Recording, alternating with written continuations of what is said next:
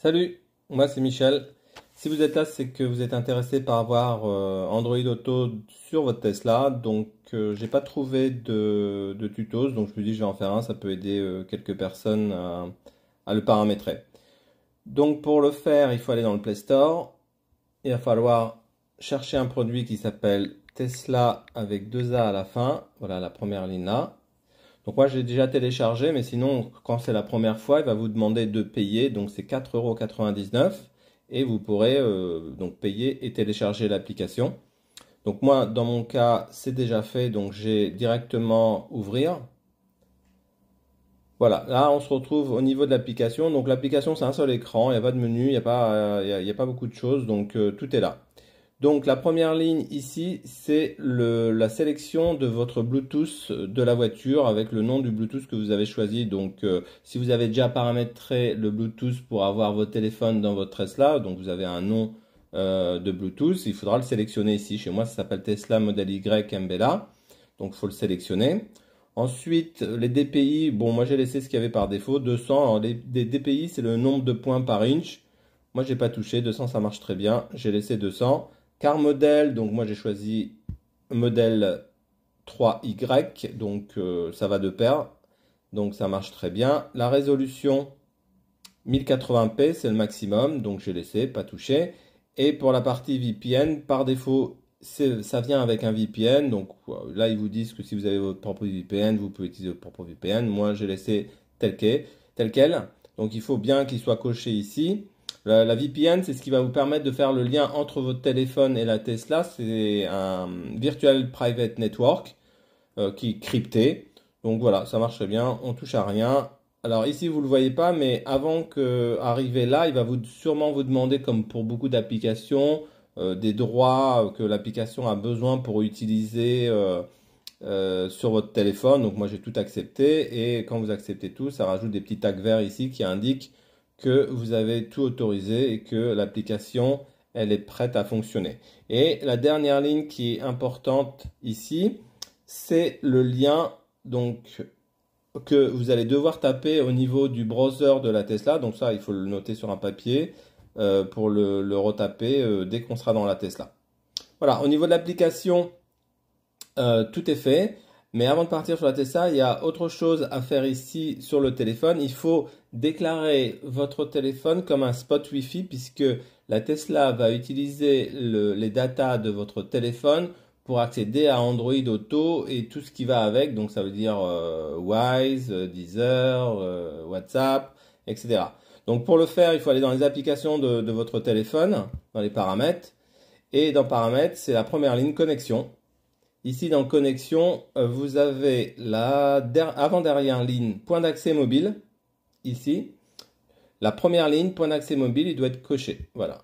Quand vous le cochez, il devient bleu. Et tout en haut de l'écran, ça a rajouté des espèces d'arcs pas fermés complètement qui indiquent que maintenant votre téléphone est comme un point Wi-Fi. Si vous recliquez sur point d'accès mobile ici, ça vous donnera le nom du point d'accès mobile et le password que vous avez attribué. Donc ça, c'est assez classique de rendre son téléphone comme un hub Wi-Fi. Vous pouvez le faire par exemple quand vous êtes chez des gens et que vous voulez partager votre connexion.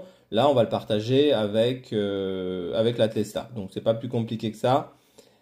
Voilà, donc là, la partie téléphone, c'est fini. Donc là, il suffit d'aller sur la Tesla et on va voir comment maintenant paramétrer tout ça pour que ça marche. Voilà, donc je vous retrouve dans la Tesla et c'est parti pour le paramétrage final. Voilà, on est dans la Tesla. Donc, première chose à faire, c'est vérifier que votre téléphone est bien branché au Bluetooth de la voiture. Donc ça, c'est classique. Là, on voit que mon téléphone S21, il est bien branché au Bluetooth de la voiture, donc rien de spécial à faire à ce niveau-là. Deuxième chose à faire, c'est qu'il faut aller dans les paramètres. Ici, en haut, cliquez sur l'icône Wi-Fi, pas Bluetooth, Wi-Fi. Et là, on voit que, bon, moi c'est déjà fait, mais là, il est appareillé avec le spot Wi-Fi que j'ai déclaré juste avant au niveau de mon téléphone. Ça, c'est pour avoir de l'internet quand je roule. Donc là, il faut le cocher pour le faire. Et dernière chose à faire que j'avais oublié la première fois de faire et je comprenais pas pourquoi ça marchait pas, c'est ici dans les paramètres Wi-Fi. Il faut bien cocher le spot Wi-Fi et ici il faut cocher conserver la connexion en mode drive, en mode D. Si vous faites pas ça, en fait, ça marchera qu'à l'arrêt. Donc moi, c'est ce qui est arrivé la première fois. C'est-à-dire à l'arrêt, ça marchait super bien. Dès que je commençais à rouler, ben ça marchait plus. Donc ça, il faut le cocher. Et une fois que vous avez coché ça, c'est fini. Vous allez dans le navigateur. Donc là, vous arrivez sur le navigateur classique. Et dans le navigateur, il faut taper le fameux lien que je vous ai donné tout à l'heure, qui était tout en bas de l'écran de l'application. Donc moi, je l'ai mis dans mes favoris. Donc j'ai juste à cliquer dessus. Et là, en fait, je vais me retrouver dans voilà. Google Drive, Android Drive, pardon. Et donc là, bon voilà, il va sur la dernière écran où j'étais, donc c'était Wise. Mais sinon, si vous cliquez sur la bulle ici, vous avez tout Android Car qui est là. Donc vous avez ChargeMap, Wise, Deezer, et vous avez aussi WhatsApp, enfin comme un Android Auto classique quoi. Donc voilà, si vous cliquez sur Deezer, on va sur Deezer et on peut écouter de la musique. Voilà. Vous retournez sur Wise et mettre l'adresse de votre destination. Voilà, ça marche comme ça. Voilà, donc là on a tout vu. Ça marche. C'est pratique. Le seul tout petit inconvénient, vous le voyez peut-être pas dans la vidéo, mais moi je le sens en fait, c'est quand vous cliquez sur un icône, il y a toujours un temps de latence de une seconde, 1,5 seconde.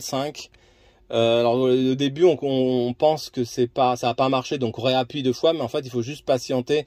On a tellement l'habitude que les téléphones soient tellement réactifs que là on a l'impression que ça marche pas, mais vous voyez ça marche. Je veux dire, on clique, tac, 1 seconde, pouf. Voilà, c'est juste un peu plus long que d'habitude, on va dire, mais sinon ça fait le job quoi. Voilà. Voilà, donc j'espère que ça vous a plu et que ça va vous aider à configurer l'application. Bon, c'est vraiment pas compliqué, il y avait juste l'histoire du partage du Wi-Fi qui je trouve qui est pas bien indiqué, mais une fois que vous avez compris, franchement, en 5-10 minutes, vous le faites sans aucun problème. Vous pouvez voir là comment ça se présente quand on roule. Voilà, j'espère que ça vous a plu, je vous dis à bientôt et bonne route.